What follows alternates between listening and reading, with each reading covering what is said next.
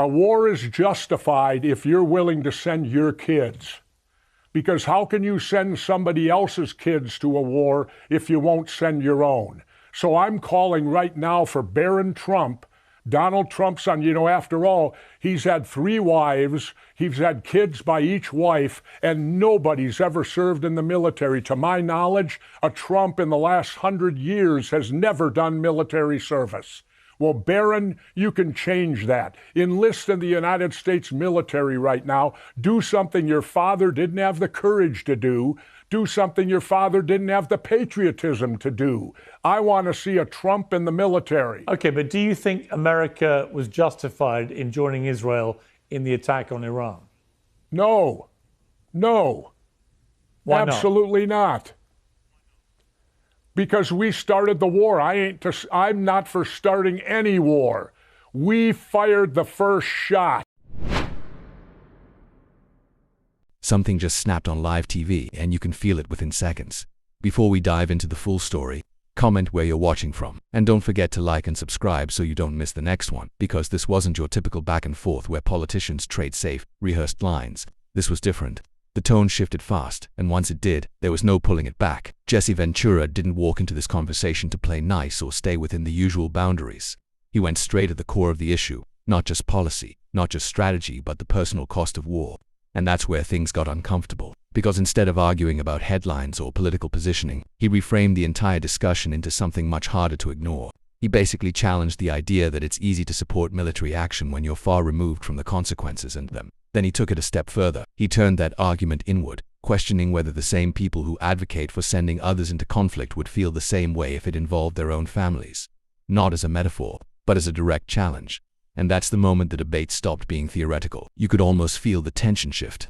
Because once that line is crossed, it's no longer about talking points. It becomes about conviction, consistency, and whether the arguments being made can actually stand up when the stakes are made personal. This entire exchange revolves around one central question. Was the involvement justified, or are we repeating a pattern we've seen before? But Ventura doesn't just answer that question. He flips it, reshapes it, and forces everyone in the room to confront it from a completely different angle. And trust me, once you see how this unfolds, you'll understand why this moment is getting so much attention. Well, Jesse Ventura is a former US Navy SEAL, a former professional wrestler, a former actor, and a former governor of Minnesota. We've had many memorable interviews over the years. I'm pleased to say he joins me again now. Jesse, how are you? I'm doing good, Piers. It's been a long time for you and I. I tried to retire, but, I tried to retire, but unfortunately, they sent the Gestapo to my high school and they hit it with chemical weapons, which are a war crime. And that brought me back out of retirement to stand up against the war criminal in the White House. Wow. Well, that sounds suitably dramatic. Well, that's the way it happened. I mean, I was retired. I hadn't watched the news since the last election. My son said, "You're way better, Dad. You're not tense anymore. Keep it up." And then lo and behold, these ICE characters, I call them the Gestapo, and I think I can do that. And let me get something straight right now, Piers, so people know where I'm coming from. My Uncle Emil fought in World War I. My parents both fought in World War II. My father had 6 bronze battle stars in Europe. My mother was a nurse in North Africa, which predated Normandy, fighting Rommel, the Desert Fox, the greatest German general.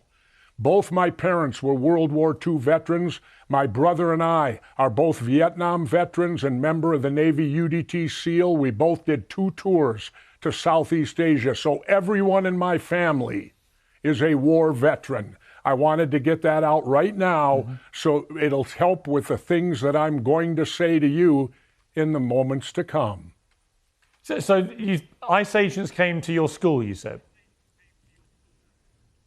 What's that? You said the ICE agents came to your school? Yeah, the ICE agents came to the school where I went to high school, chasing some guy down just like the Gestapo. And I heard people were offended calling them that. Really?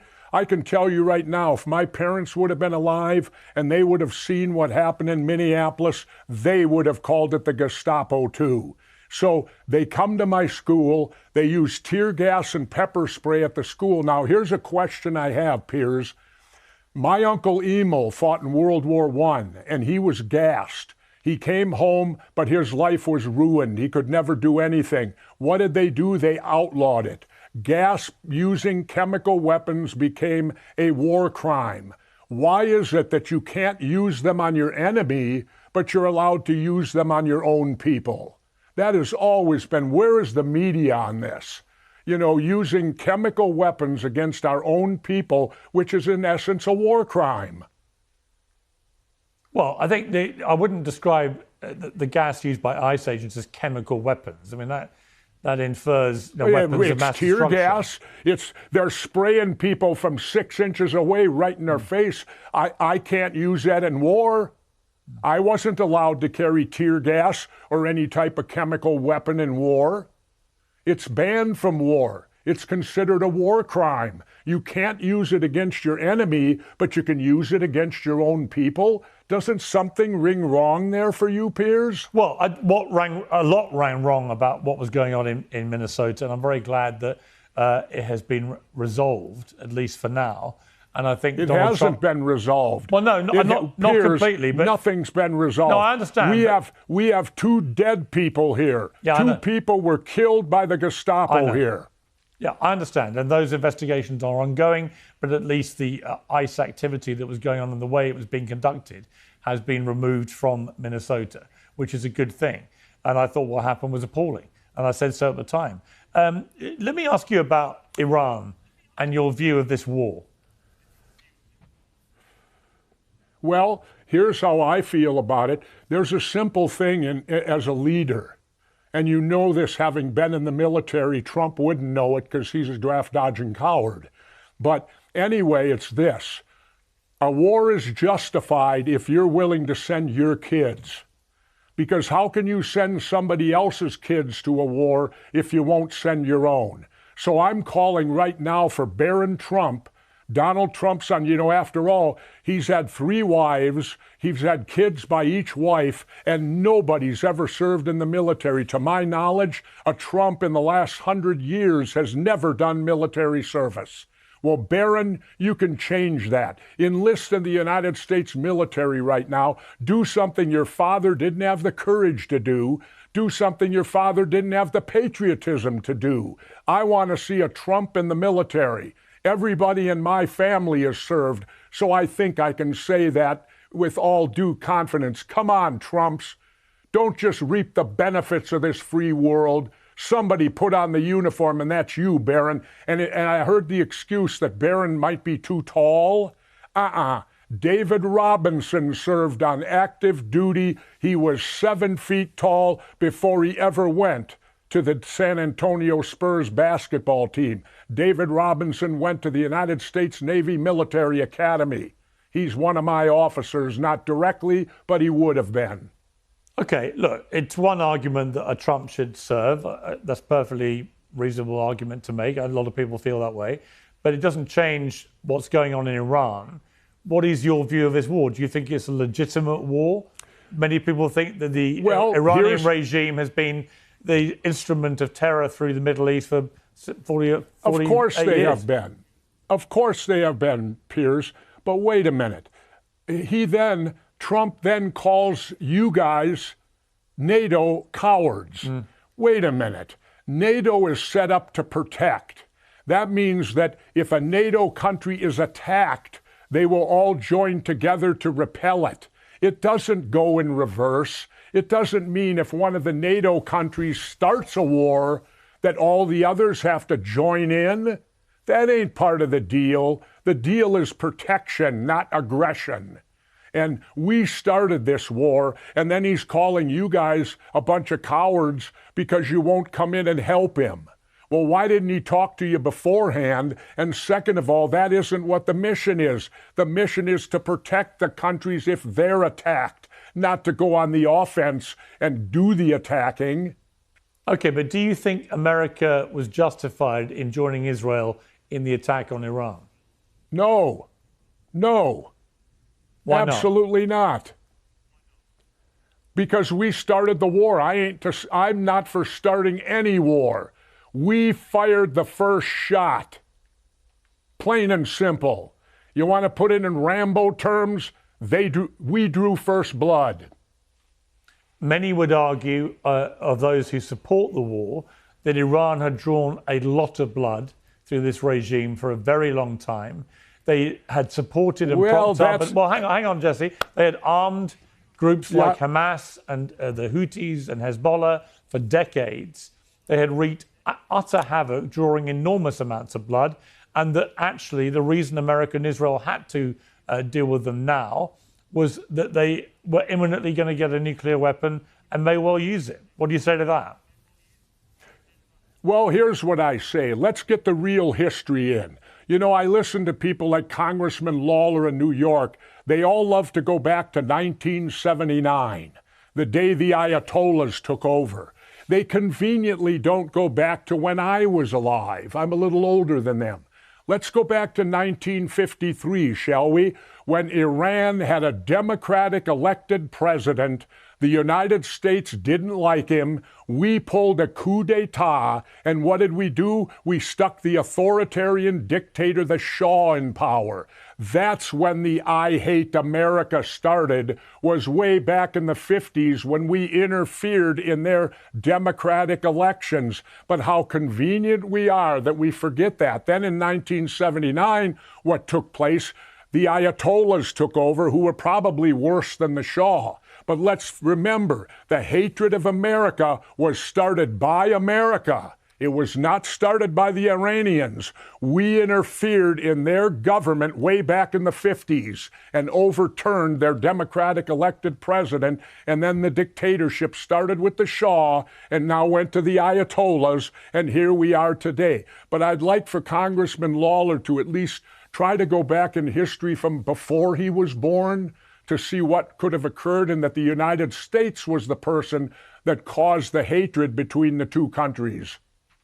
You know, Jesse, I know you're very scathing of Trump now. There was a time when you were on more friendly terms. Here's a clip from you both at WrestleMania 20. You know what? I think that we may need a wrestler in the White House in 2008. When you look at that, Jesse, I mean, that was 12, 13 years ago, I think. Trump has also been made a WWE Hall of Famer, which I know has angered you. Yep. How do you feel now looking back at that clip? I feel that simply I was doing my job. I was doing what I was asked to do at the WWE. Trump being a Hall of Famer is a tragedy. This guy has never been in the ring. I got a good friend, Ken Patera, Olympian, first man to overhead press 500 pounds, 25 years in the wrestling business. Kenny Patera is not in the Hall of Fame. Donald Trump does not belong in the Wrestling Hall of Fame. He never earned it. You know what I had to do to get in the Pro Wrestling Hall of Fame? At one point in my career, I wrestled 63 consecutive nights in a row. That's how you get in the Hall of Fame. When I was referring to putting a wrestler in the White House, I was talking about me, not him. Really? That was a bit ambiguous. Absolutely. I was the former governor of Minnesota. I'm the only real former wrestler. I don't include him. He's only in the Hall of Fame because he stopped an investigation against Vince McMahon, a sexual stuff.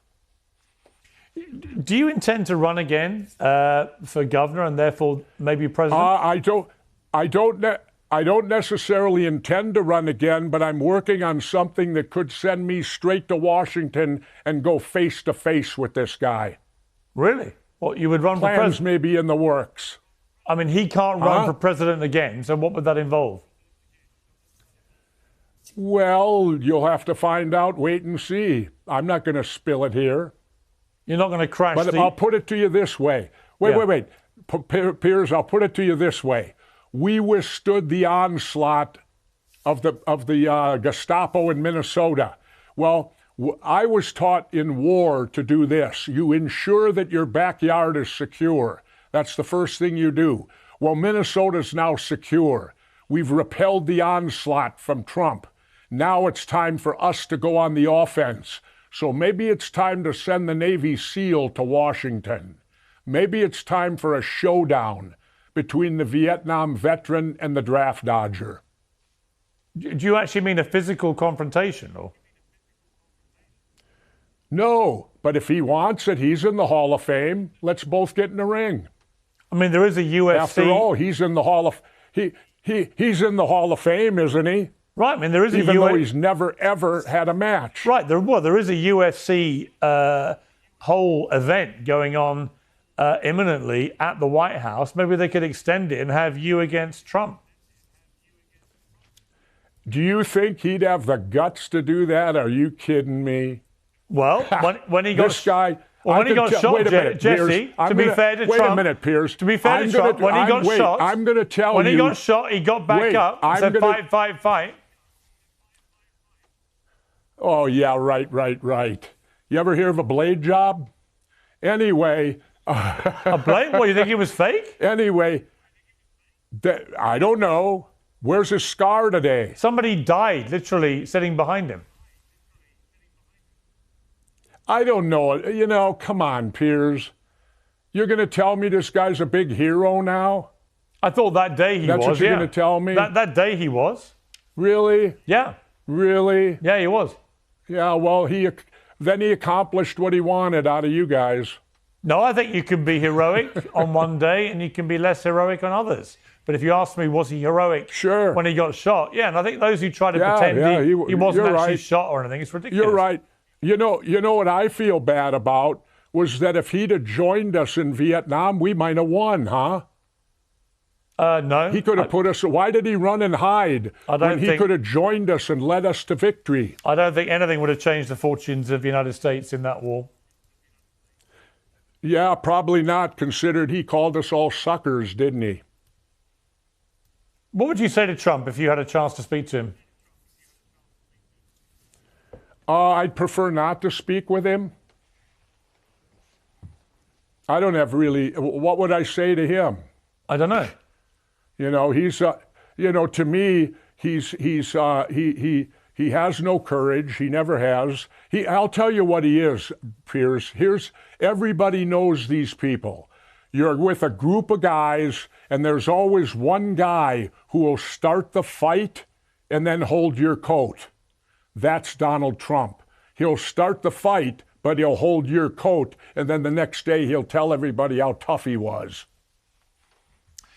Jesse Ventura, it's great to see you've lost none of your fighting spirit in the many years since I last interviewed you. Thank you very much for coming on. Piers, I'll never lose my fighting spirit. You take care, man, and if you dare to have me on again, we'll see. You will always be welcome.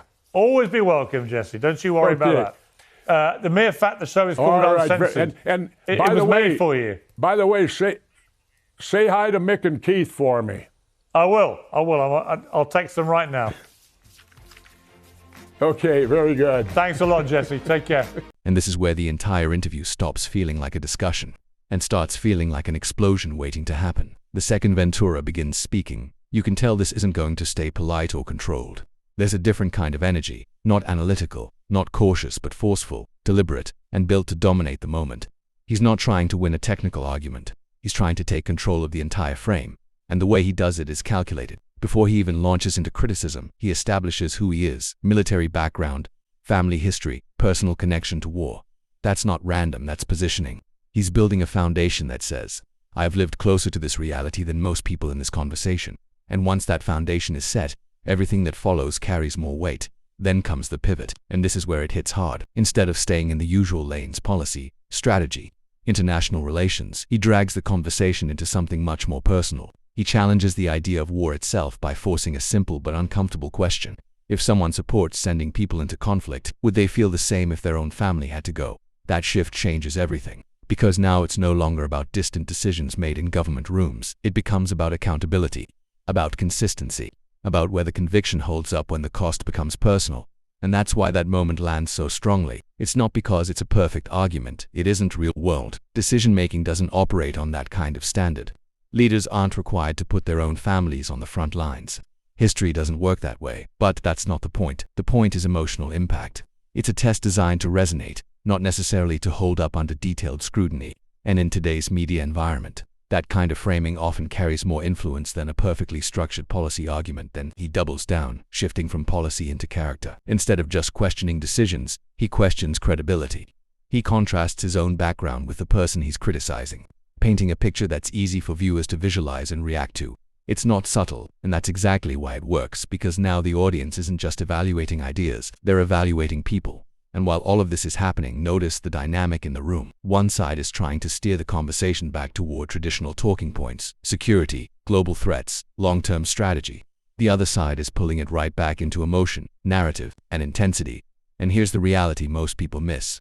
In a setting like this, the person who controls the emotion often controls the outcome. Not necessarily the facts, but the perception. That's why this exchange feels so one-sided in moments. It's not that one side has no argument, it's that one side is playing a completely different game. And then, just when you think it might settle down, Ventura keeps pushing. He leans into unpredictability, keeps the tension alive, and makes sure the audience never gets comfortable. You're not just watching a conversation anymore, you're watching something that feels like it could tip over at any second. And that's the real strategy here. This wasn't designed to quietly inform, it was designed to stick, to provoke, to leave a lasting impression long after the interview ends, because, at the end of the day, in this kind of environment, being remembered matters more than being precise. Now I want to hear from you. Do you think that kind of emotional, high-intensity approach actually exposes something real? Or does it oversimplify a complex issue? And more importantly, which side do you think came out in control of this exchange? Drop your thoughts in the comments below. And if you want more breakdowns like this, make sure to like the video, subscribe to the channel, and stay locked in for what's coming next.